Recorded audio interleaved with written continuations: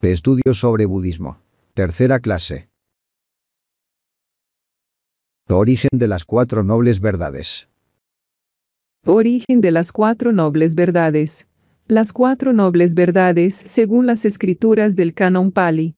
Según los registros más antiguos de las escrituras budistas, las 4 nobles verdades son mencionadas y explicadas en una variedad de sutras, discursos. Por ejemplo, en el Canon Pali, las 4 nobles verdades son mencionadas o explicadas en los discursos números 16 del Digha Nikaya, el número 28 del Majjhima Nikaya y el número 56 del Samyutta Nikaya.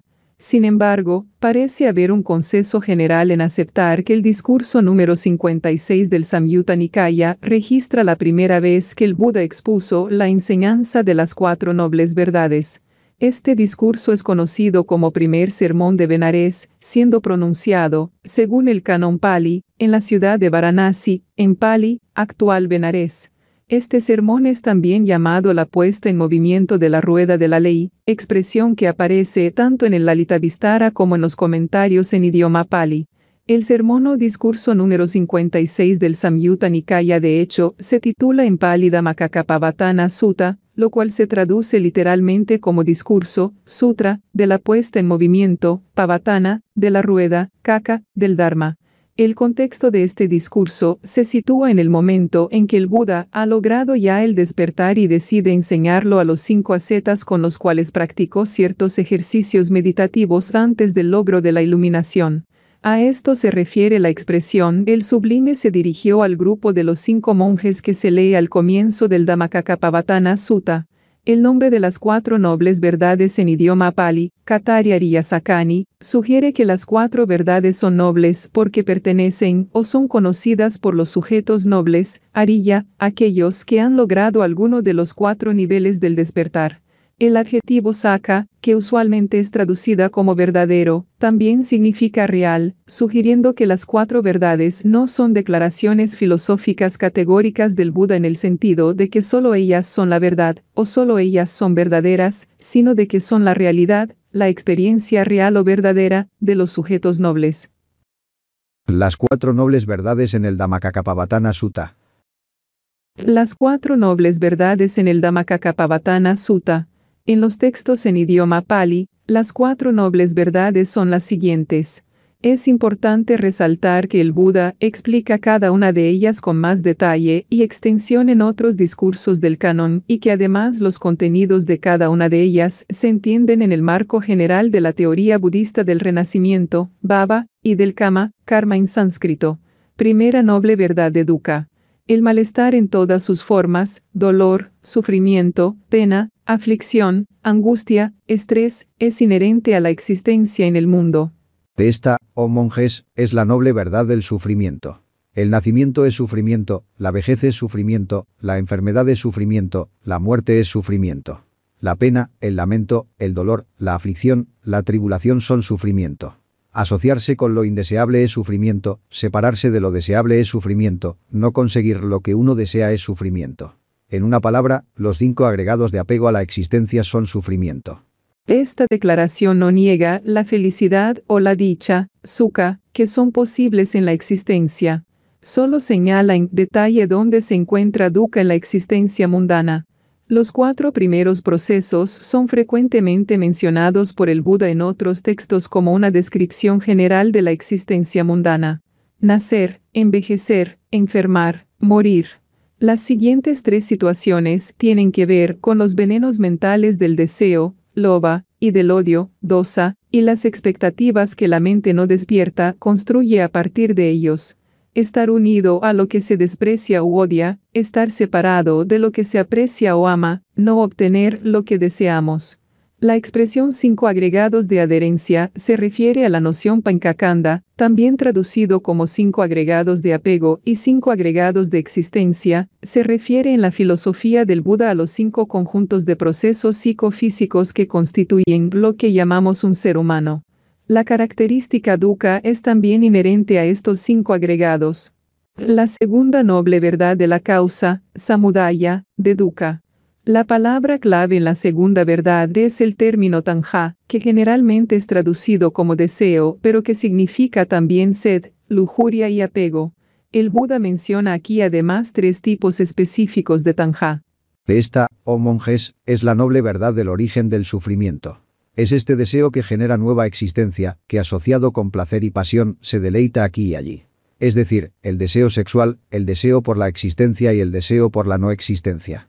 El deseo o sed sexual es kama tanha, no confundir kama, sexualidad, con karma, acción intencional. Es el deseo o lujuria asociada con los 6 objetos de los sentidos, visión, audición, olfato, gusto, tacto e intelecto. El deseo o sed por la existencia es bhava tanha. Es el deseo por nacer y renacer, por ser esto o aquello, por vivir o existir en determinado plano de existencia. Y el deseo por la no existencia es vibhava tanha. Es el deseo por la aniquilación del ser y de la existencia presente del ser, el deseo por acabar con esto o aquello, por terminar la existencia. El deseo sexual y el deseo por la existencia conducen al aferramiento, al apego. El deseo por la no existencia no conduce al apego, pero sí conduce a una actitud destructiva ante la vida, lo cual, según Buda, también produce más renacimiento, bhava, y más malestar, dukkha, para el ser en el futuro. La tercera noble verdad de la extinción, nirodha, de dukkha. Al determinar la causa del malestar de la existencia, podemos exterminar esa causa, con lo cual cesa su efecto. Si la causa de dukkha es tanha, entonces la extinción de dukkha viene lógicamente con la extinción de tanha. Esta, oh monjes, es la noble verdad de la cesación del sufrimiento. Es la total extinción y cesación de ese mismo deseo, su abandono, su descarte, liberación, no dependencia. La extinción del deseo viene con un largo y delicado proceso de estudio, contemplación, evaluación de la realidad, reflexión y meditación. Para esto el Buda enseñó una gran cantidad de prácticas éticas y de ejercicios mentales y espirituales para lograr la extinción adecuada y correcta de tanha. Sin embargo, la palabra clave detrás de la tercera noble verdad no es tanto extinción, sino nirvana en sánscrito. El estado supremo de extinción total y definitiva de los 3 venenos mentales, avaricia, odio e ignorancia.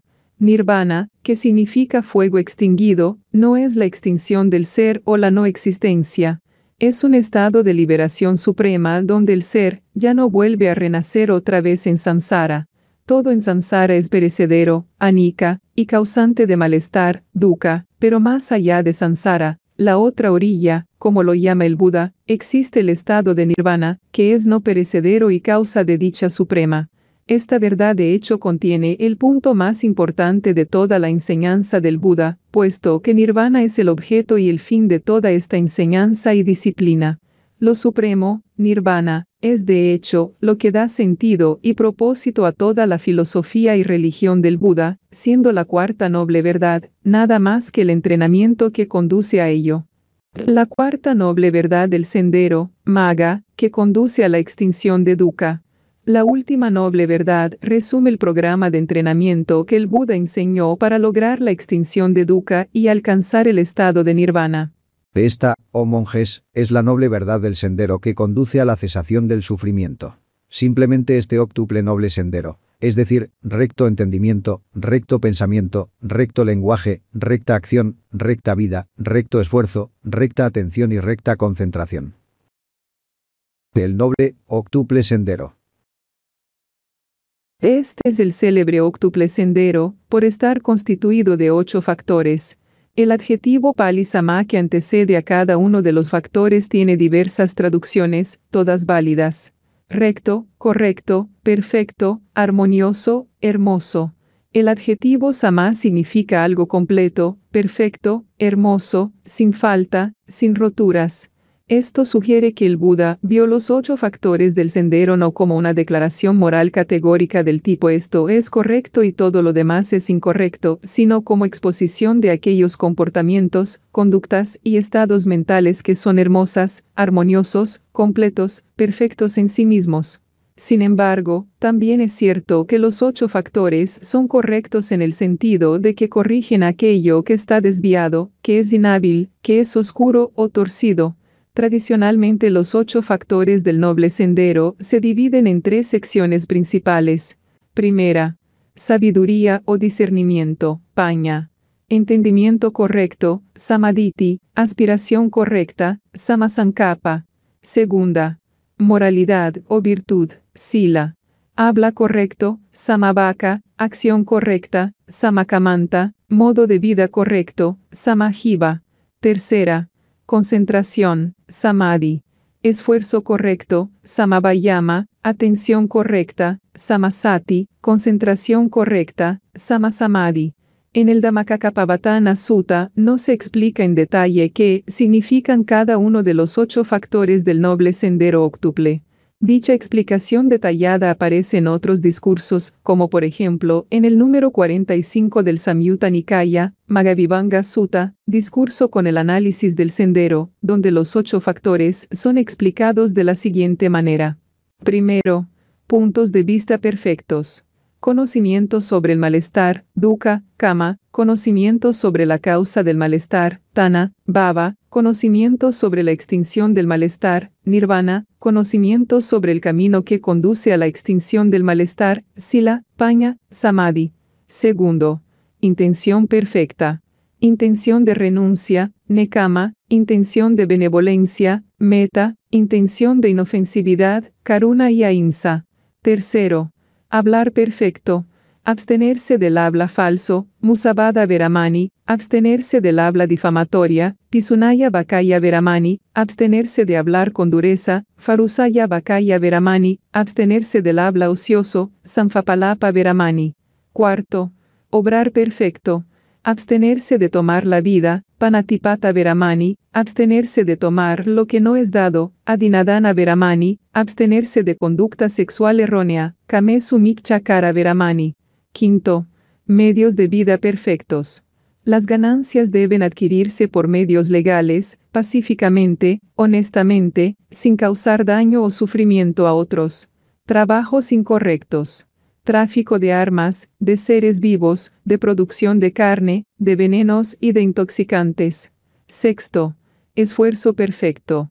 Prevenir el surgir de estados mentales insanos no surgidos, abandonar estados mentales insanos ya surgidos, hacer surgir estados mentales sanos no surgidos aún, mantener y perfeccionar estados mentales sanos ya surgidos. Séptimo, atención perfecta. Práctica de los 4 fundamentos de la atención, Cattaro Satipatthana. Esto es contemplación del cuerpo, contemplación de las sensaciones en sí mismas, contemplación de la mente en sí misma, y contemplación de las cualidades mentales en sí mismas. Octavo, concentración perfecta. Los 4 jhana, absorciones meditativas, que son, el primer jhana, éxtasis y placer nacidos de la renuncia, acompañados de pensamiento dirigido y evaluación; el segundo jhana, éxtasis y placer nacidos de la concentración, unificación de la conciencia libre del pensamiento dirigido y la evaluación; seguridad interna; el tercer jhana, del que los nobles declaran, ecuánime y atento, tiene una morada placentera; y el cuarto jhana, la pureza de la ecuanimidad y la atención, ni placer ni dolor. Otras interpretaciones y tradiciones. Otras interpretaciones y tradiciones. Las 4 nobles verdades expresan la orientación básica del budismo, refiriéndose a que codiciamos y nos inclinamos a apegarnos a estados pasajeros y cosas que son incapaces de satisfacernos y son dolorosas, dukkha. Este afán nos mantiene en samsara, el ciclo sin final de repetido renacer y morir, y el dukkha que ello conlleva. Hay, sin embargo, una forma de finalizar con este ciclo, llegando al nirvana, espiritualidad, donde termina el apego y donde el renacimiento y el dukkha no reaparece. Esto es posible lograrlo siguiendo el noble camino óctuple, restringiendo nuestras adherencias, cultivando la disciplina y practicando la meditación. En forma resumida, las 4 nobles verdades son dukkha, samudaya, ascensión o ir juntos, nirodha, cesación, y marga, el camino hacia la cesación. En los sutras, los textos religiosos budistas, las 4 verdades tienen una función simbólica, así como también una proposición. Representan el despertar y la liberación del Buda, pero también describen los métodos para las personas sensibles de liberarse de la adhesión al materialismo. En las escrituras del Canon Pali, las 4 verdades aparecen como una red de enseñanzas, como parte del Dharma que deben aprenderse en forma conjunta. Proveen estas la base conceptual para introducir y explicar el pensamiento budista, el cual debe ser entendido completamente y practicado. La función de las 4 nobles verdades y su importancia se desarrollaron a través del tiempo, cuando la visión liberadora, Prajnaparamita Sutra, obtuvo un puesto prominente en los sutras y las 4 verdades vinieron a representar esta visión liberadora como parte de la iluminada historia de Buda. Las 4 verdades adquirieron particular importancia en la tradición Theravada del budismo, indicando que su simple conocimiento es liberador por sí mismo. Son, sin embargo, menos prominentes en la tradición Mahayana, que considera que el camino bodhisattva, la gran espontánea compasión, es el elemento central de sus enseñanzas y prácticas. La tradición del Mahayana interpreta las 4 verdades para explicar cómo una persona liberada puede ser todavía un operativo omnipresente en este mundo. Los eruditos occidentales que exploraron los conceptos budistas en el siglo XIX, así como el modernismo budista, consideran que las 4 verdades son las enseñanzas básicas y centrales del budismo. Algunos profesores contemporáneos tienden a explicar las 4 nobles verdades desde un punto de vista psicológico, indicando que dukkha significa la angustia mental en adicción al dolor físico de la vida, interpretando que las 4 verdades es el camino para lograr la felicidad. En el contemporáneo movimiento Vipassana, este concepto emerge del budismo Theravada, que indica que la libertad y la búsqueda de la felicidad son los principales objetivos, no el fin del renacimiento, que apenas se menciona en sus enseñanzas.